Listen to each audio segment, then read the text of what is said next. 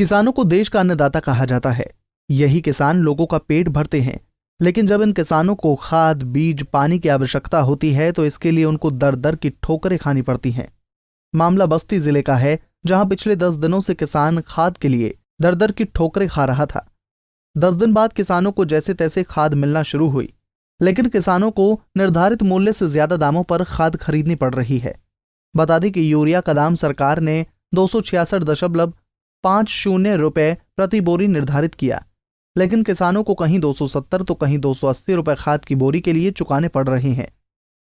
खाद हमारे यहाँ नहीं है, भवनान से 30 किलोमीटर बस्ती आए हो लेने के लिए खाद। अच्छा, वहाँ तो अब तो आज तो खाद बट रही है? नहीं, खाद नहीं है, और इसके लगभग 15-20 दिन पहले मिला है, 270 में दे रहे हैं, वो 75 में।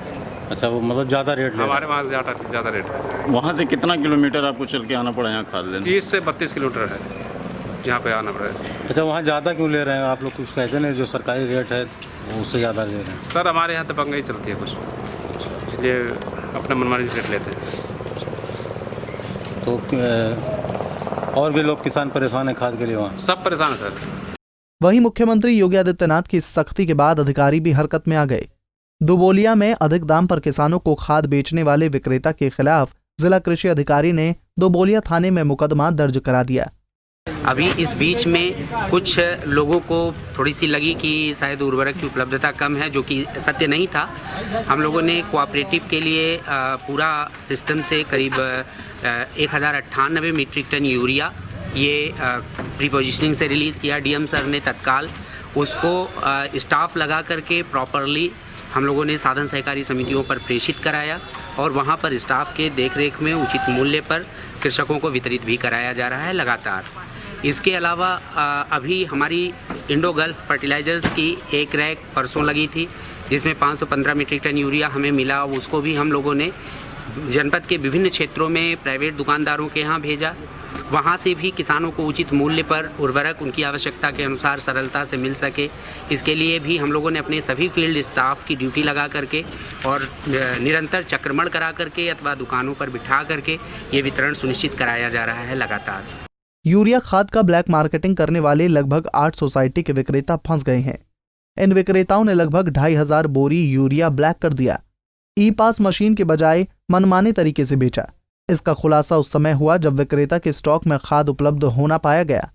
जब विक्रेता को ये लगा कि अब उनकी चोरी पकड़ी जाएगी, तो उन लोगों ने आनन फानन में 20 किसानों से आधार कार्ड लेकर उनके नाम पर बेचना दिखा दिया।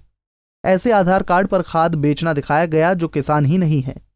वहीं जिला कृषि अधिकारी का कहना है कि मामले की जांच चल रही है, जो भी दोषी पाया जाएगा उसके खिलाफ कार्रवाई होगी। कुछ लोगों ने बहुत ज़्यादा उर्वरक आधार कार्ड के आधार पर जो उनके एड्रेस थे उस पर निकाल कर देखा गया, तो कुछ लोग ऐसे थे जिन्होंने बहुत ज़्यादा खाद इधर 3 महीनों में खरीदी थी, 3-4 महीनों में। उनकी एक स्पेशल जांच हम लोग करा रहे हैं, एडीएम सर के माध्यम से वो जांच हो रही है।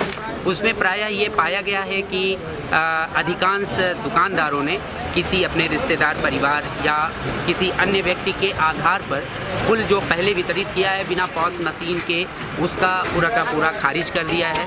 इसको भी बहुत कड़ाई से लिया जा रहा है, और ऐसे डीलर्स जो इस तरीके से बिना आधार का यूज़ किए हुए और अपने मशीन में ठीक से वितरण नहीं एंट्री करते हैं, उनके विरुद्ध भी कठोर कार्रवाई की जा रही है।